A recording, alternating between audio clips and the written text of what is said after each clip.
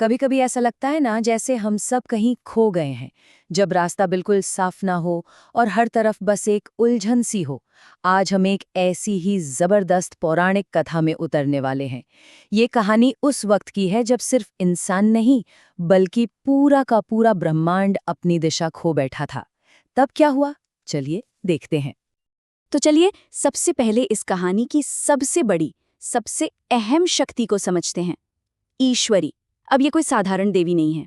जैसा कि नाम से ही जाहिर है, ईश्वरी मतलब ईश्वरों की भी ईश्वर, देवियों की भी देवी, और तो और वो शक्ति जो खुद सृष्टि को बनाती है। अब उनकी शक्ति का अंदाजा लगाना है तो बस इतना समझिए कि वो ब्रह्मा, विष्णु और शिव यानी त्रिदेवों में से एक नहीं है। नहीं, बल्कि वो तो उन तीनों का भी मूल स्रोत है। वो शक्ति जिसका न कोई आरंभ है, न कोई अंत, अनादि अनंत, वो पॉइंट जहां से खुद सृष्टि शुरू होती है। लेकिन ये कहानी ब्रह्मांड की किसी सुंदर, व्यवस्थित शुरुआत के बारे में नहीं है। नहीं, ये कहानी तो तब शुरू होती है जब सब कुछ पूरी तरह से बिखर जाता है। और जानते हैं, इस बड़ी मुसीबत की जड़ में कोई बाहरी दुश्मन या कोई दानव नहीं था। ये तो एक ऐसी सड़न थी जो तीनों लोगों के अंदर ही अंदर पनप रही थी, बिल्कुल एक अदृश्य जहर की तरह।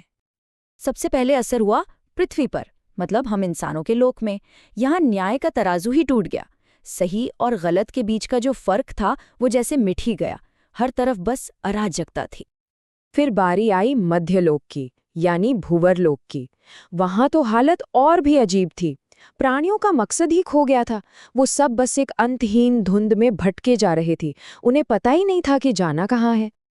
और सबसे ज्यादा चिंता की बात तो ये थी कि स्वर्ग में जहाँ देवता रहते हैं, उनका अपना तेज, उनकी अपनी रोशनी फीकी पड़ने लगी थी। सोचिए, उनकी दिव्यता, उनका आत्मविश्वास कम हो रहा था। ऐसा लग रहा था जैसे ब्रह्मांड की आत्मा ही थक गई हो। तो कुल मिलाकर तीनों लोकों में समस्याएं अलग अलग नहीं थी। समस्या सिर्फ एक थी जो हर जगह फैल गई थी, दिशाहीनता। कोई दिशा ही नहीं बची थी। अस्तित्व का हर स्तर, हर कोई अपने रास्ते से भटक चुका था।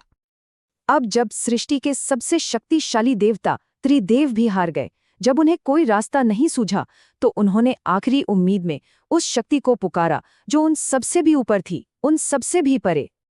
तो देखिए हुआ क्या। हिमालय की एक ऊंची चोटी पर तीनों देवता ब्रह्मा, विष्णु और शिव इकट्ठा हुए।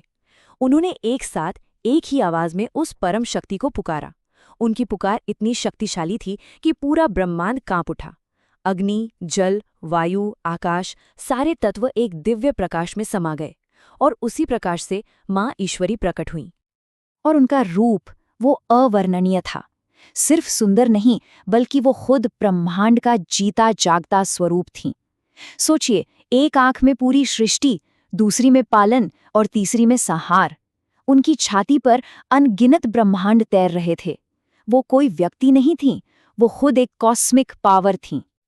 अब उनके आने के बाद उनका पहला काम था इस बिगड़ी हुई व्यवस्था को ठीक करना। लेकिन ऐसा करते हुए अनजाने में ही उन्होंने उस समस्या को एक शरीर दे दिया, एक रूप दे दिया। उन्होंने आते ही कहा, सृष्टि संकट में तब डूबती है जब हर कोई अपनी दिशा भूल जाता है। तो उन्होंने क्या किया? उन्होंने 4 आदेश शक्तियां छोड़ी। पृथ्वी के लिए धर्म शक्ति, ताकि न्याय वापस आए। भुवरलोक के लिए गति शक्ति, ताकि सबको अपना मकसद मिले। और स्वर्ग के लिए तेज शक्ति, ताकि देवताओं की दिव्यता बनी रहे। उन्होंने हर लोक के लिए एक स्थायी समाधान दे दिया। लेकिन कहते हैं ना, जहां रोशनी होती है वहां परछाई भी बनती है।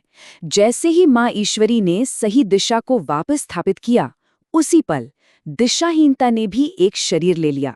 वो एक दानव के रूप में पैदा हुआ, जिसका नाम था दिशाभ्रष्ट। और यहीं से असली संघर्ष शुरू होता है।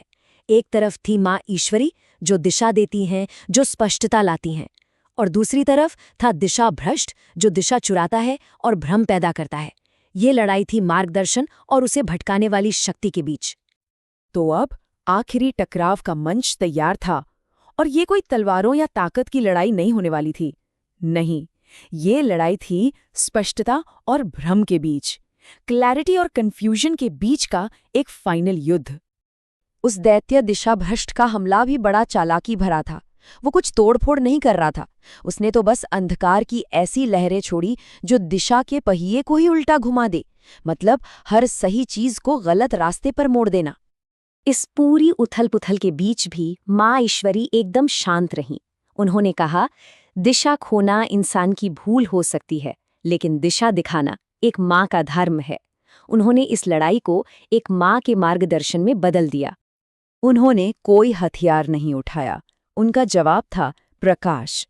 उन्होंने एक दिव्य चक्र प्रकट किया, दिशा चक्र, और इस चक्र से सिर्फ रोशनी नहीं निकल रही थी, बल्कि तीनों लोकों में शुद्ध मार्गदर्शन, ज्ञान और स्पष्टता की किरणें फैल रही थीं।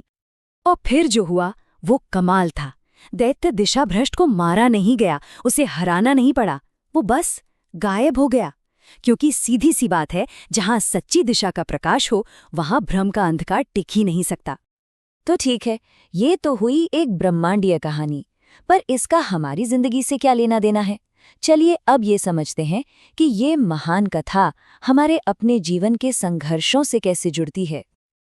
देखिए, इन कथाओं में ईश्वरी की भूमिका क्या है? वो हमारे कर्मों को दिशा देती हैं, हमारे जीवन के रास्ते की रक्षा करती हैं। वो मानसिक स्थिरता की देवी हैं। धर्म, अर्थ, काम, मोक्ष, इन सभी लक्ष्यों के लिए एक गाइड हैं। वो एक तरह से हमारी जिंदगी का वो कंपास हैं जो हमेशा सही दिशा दिखाता है। तो कहानी का असली संदेश क्या है? यही कि सबसे बड़ा दानव बाहर नहीं है, वो हमारे मन के अंदर का भ्रम और अंधकार ही है। असल में ये पूरी लड़ाई एक आंतरिक लड़ाई है, अपने मकसद को ढूंढने की लड़ाई। और ये कहानी हमें एक बहुत ही शक्तिशाली विचार के साथ छोड़ जाती है। जैसा माँ ईश्वरी कहती हैं, तुम्हें बस एक दिशा चाहिए, मैं वही दिशा हूँ। शायद जिंदगी की सारी उलझनों के बीच हमें 100 अलग-अलग रास्तों की जरूरत नहीं है, हमें बस एक सही दिशा चाहिए। और शायद वो दिशा कहीं बाहर नहीं, हमारे अंदर ही है।